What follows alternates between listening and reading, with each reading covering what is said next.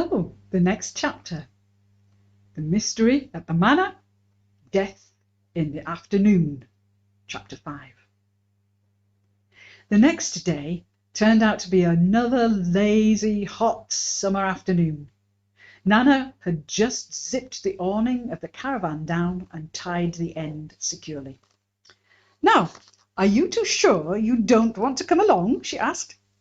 "We'll be fine, thanks," said Pip. "And how about the key?" asked Gramps. "You're sure you've got everything you need?" Pip and Beth assured them that they had, and watched the car pull away, waving. When they were quite sure that they were alone, they went straight to the top field where Jack had arranged to meet them. He was nowhere in sight, so they ran over to the climbing frame to wait. And wait they certainly did. They waited half an hour or so, and then Pip got really bored, and so they decided to go back to Jack's caravan to get him. Jack was not around, so Pip knocked at the door. Jack's mum came out, glared at them, and told them that he'd gone into Battlesbridge with his dad. They'd a couple of large mirrors to sell to the dealers there, and they were so heavy Jack had to go along to help to carry them. When Beth dared to ask if he would be back soon, Jack's mum said she had no idea and banged the door shut. Disappointedly, they wandered back to their van, wondering how they were going to fill in the long afternoon without him. Immediately, they were faced with their first problem.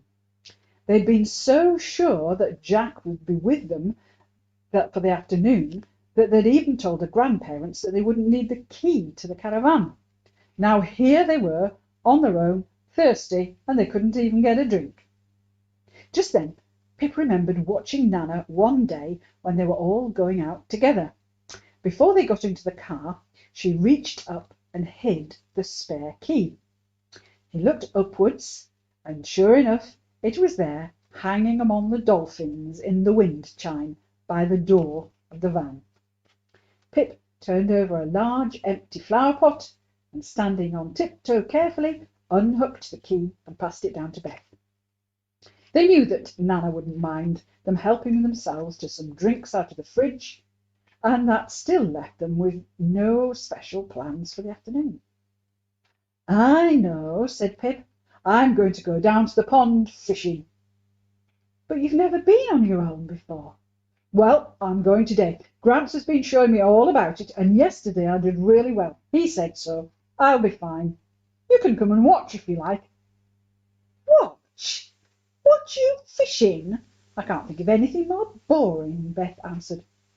However, when Pip picked up Gramps' tackle box and the rod that Gramps lent him, Beth got a couple of extra cans out of the fridge, picked up a packet of wagon wheels, and put them and her reading book into her drawing bag. They took the quick route, straight down the track to the biggest pond. Pip was soon busy sorting out what he needed.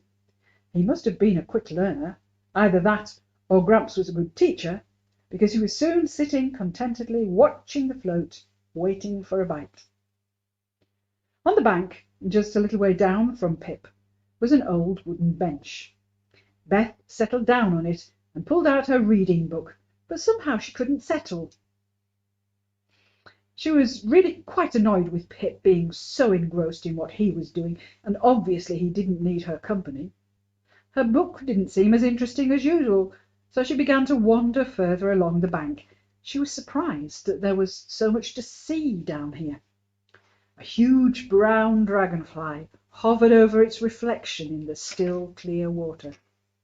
Swallows were skimming and dipping, swooping over the dappled surface of the pool, catching the midges. A leaf went floating by like a tiny boat drifting on the breeze. The creamy yellow water lilies looked as though they'd been carved out of candle wax and laid among the huge flat leaves. Beth was glad that she'd brought her pad and pencils. She sat on the grass by the pool and was soon happily drawing.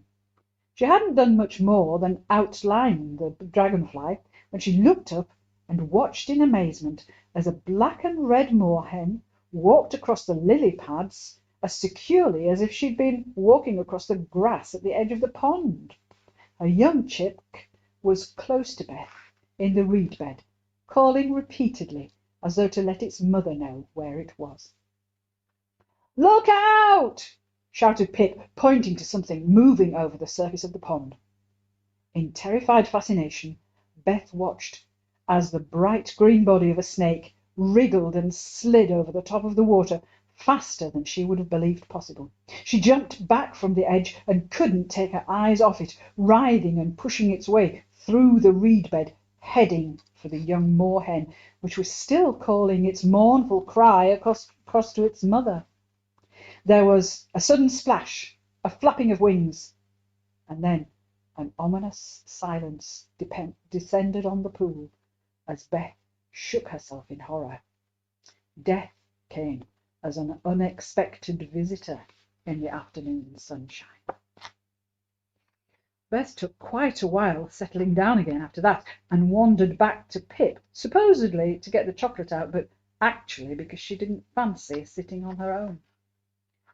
"I'm bored," said Pip, after they had shared a can and finished off the wagon wheels. "I'm going to fish over there where it's deep," he said, pointing across towards the far side of the pond.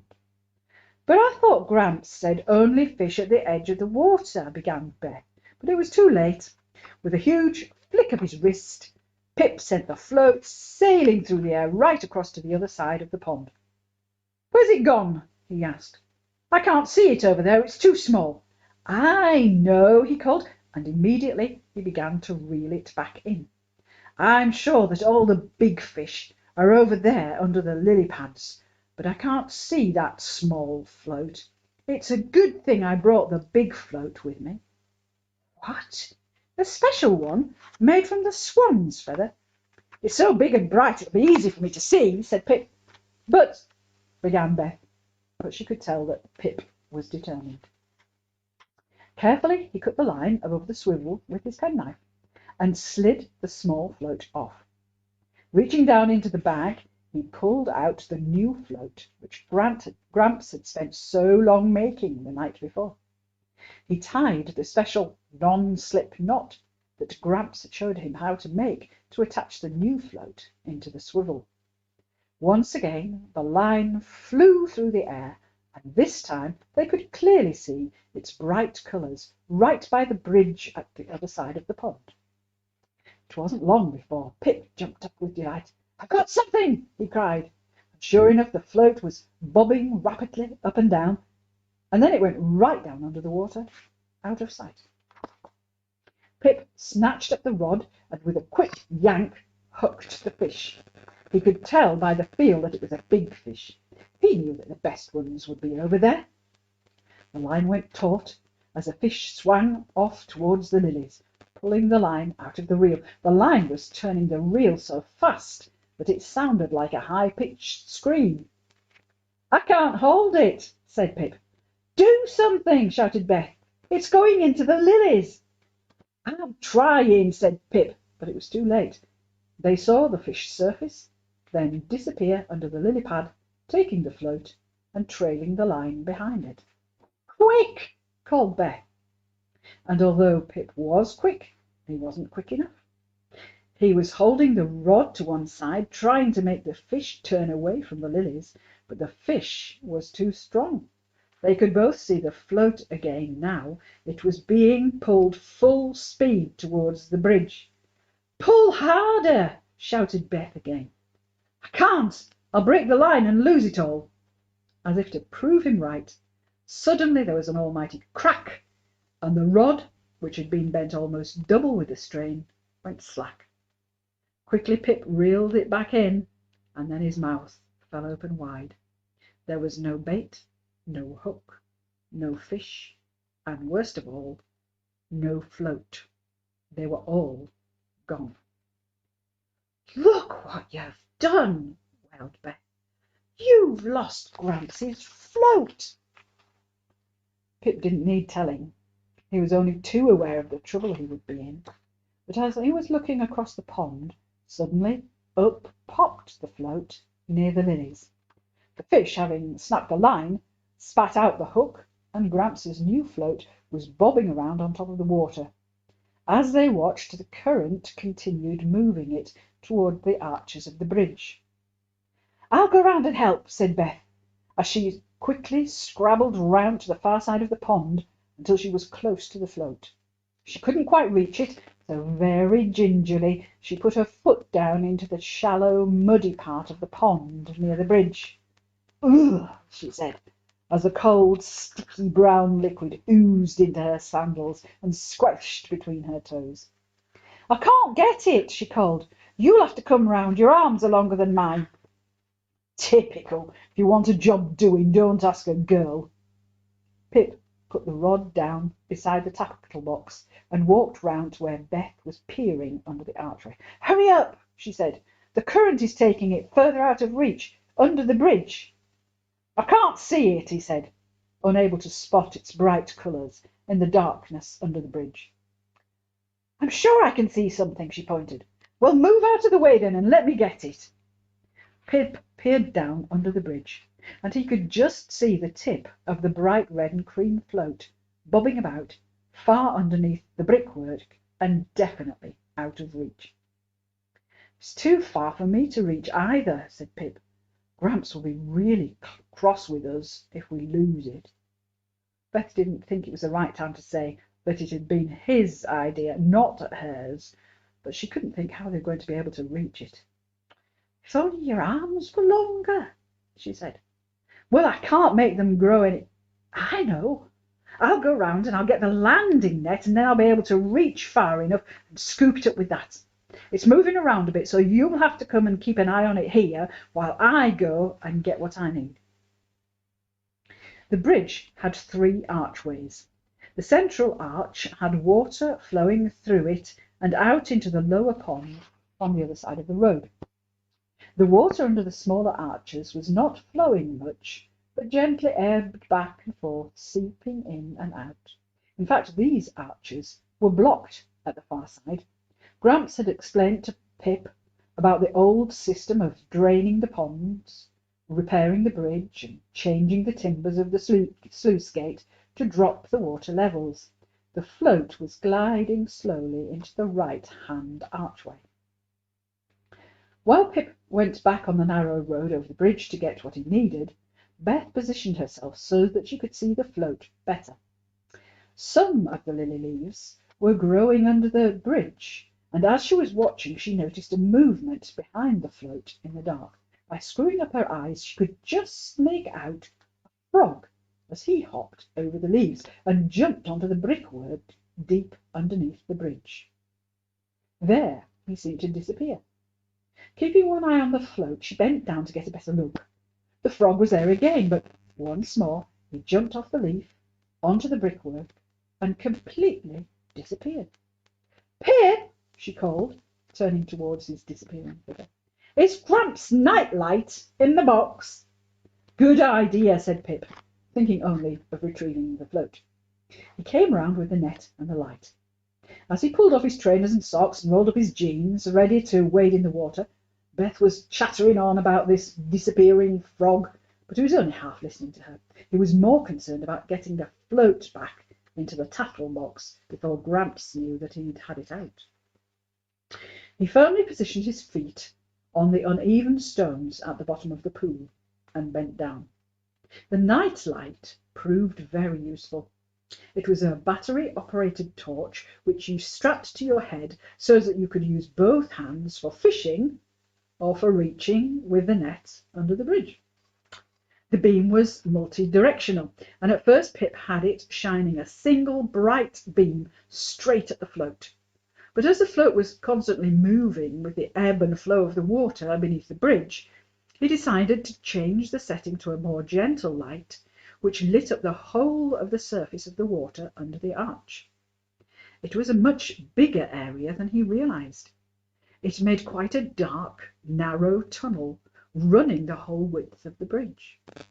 Pip began to make his way along it, pushing through the lily leaves.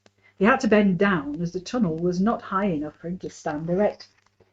The bricks in here were damp and smelt fusty, There was moss growing on the walls, and it glistened in the light. It was wet, green, and slimy. The float carried on its slow journey, drifting now towards the right-hand side of the tunnel. Pip noticed that there was a narrow walkway at that side. Its bricks were so covered with green moss that at first he thought they were just lily pads. Now he could see an old pathway. It was then that Pip noticed not one, but at least 3 frogs, probably disturbed by the sudden light, leap off the pathway behind the float onto the brickwork and vanish. Yes, absolutely vanish. Pip leaned in to rescue the float, and as he bent nearer to this side of the tunnel, the light caught something moving deeper inside the bricks. There was definitely a hole there where the frogs had gone, just inches above the water level. He could just make out the crumbled remains of a brick lying on the walkway. Quickly now, Pip scooped out the float, and without turning around, he thrust the landing net towards Beth, who was following close behind him. "Hang on to this for a minute," he said, passing it to her. "There's something strange down here. I need to get a better look." And we'll wait until next time to see what he finds.